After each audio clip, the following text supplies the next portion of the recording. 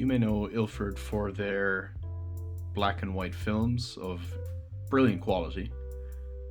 But as it would turn out, I wouldn't say made, but they've licensed a few cameras over the years. And this being one of them. This is the Ilford Craftsman. I have no idea who the actual manufacturer for it is. I wasn't able to find any information online about it. And it's kind of a pretty basic camera, really. It kind of styles itself as a TLR, I suppose, to sell in a way, but it really is not a TLR. It's basically a box camera with just like a waist level viewfinder. I can show you that here up the top. I picked this up for, you're just looking into the light there, for £20 on a trip to Manchester last summer. Basically the guy in the shop, I forget the name of the shop, please forgive me, he said, yeah, it's 20 quid, the film isn't made for it anymore. He said it was a 620.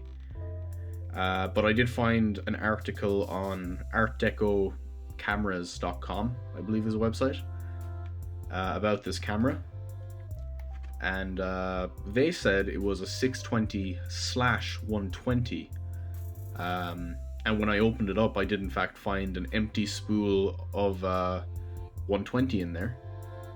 So I said I'd try it out. I got some, I know probably a bit crazy for just testing out a camera, but I got some Cinestill 400D film that I quite liked in its 35mm format. But I said I'd try it out. I got some 120 Cinestill 400D. I put it through this camera, and I'll show you some of the results now. I think they're pretty nice. In particular, the one of the kiln and the one of the little path coming up through the ivy. I like both of those images quite a lot. There's obviously not a lot of sharpness to the lens, and as you can see, again, trying to focus it, it's zone focused with this little ring here. You just put it to dial it to whatever range you're at. I didn't bring a measuring stick with me, or a measuring tape with me, but yeah. It's got quite limited controls. You can see there's the shutter here on the side. There's a speed here, so it's got bold, 125th and 175th. And it's got an f-stop of 9 and 18. So you can pick between those two. Ultimately, you will want to be metering pretty well for this. Luckily, it was quite sunny when I was using it, so... Actually, whoever owned this prior to me had a little cheat sheet up here. Basically, it's just the sunny 16 rule. On there, if you can't really make it out in the leather, it's quite difficult. There's also an address on there. It's previously been owned by somebody living in around Glasgow, and obviously somebody living around Manchester. Yeah, so it was an interesting find. I quite enjoyed shooting with it. I'll take it out of the case here so you can get a better look, and I'll show you what it looks like inside as well. Again, it's pretty basic, just pretty much a box camera. And here it is in all its glory. You can see it's definitely got that Art Deco look to it. It is a post-Art Deco period camera, but just the stylings of it are so Art Deco. See, I'm missing a little piece of it there. Small bit of damage to it. Some parts weren't working. All this was just like a little dial that would cover the red glass at the back. And here's the advance wheel. Yeah, so again, there's your viewfinder there. You can see out my window. Difficult to see on camera. It's really, it's nice, even just as a desk, as a paperweight. It's a nice camera. And you can see again the shutter mechanism there. The most basic camera ever. We'll open it up.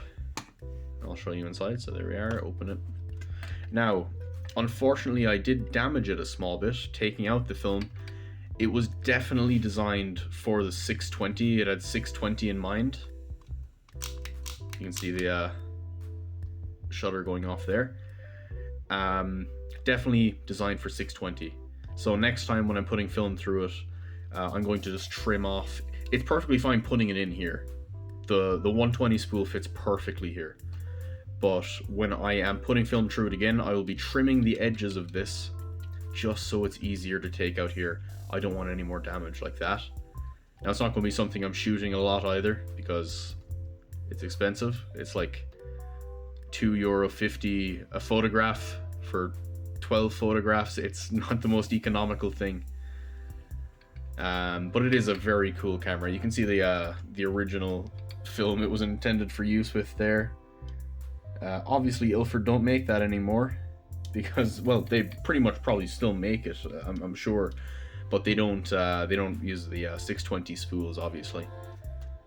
So that is now I could re-spool 120 onto some 620 spools, but that sounds like a lot of work, and I don't want to do that. So yeah, this is the Ilford Craftsman. There it is on top. A little bakelite box with a little bit of chrome on it, some rudimentary lenses, a basic shutter, and it takes some nice photographs. So yeah, thanks for watching this video, and hopefully I'll see you next time here on Film Air.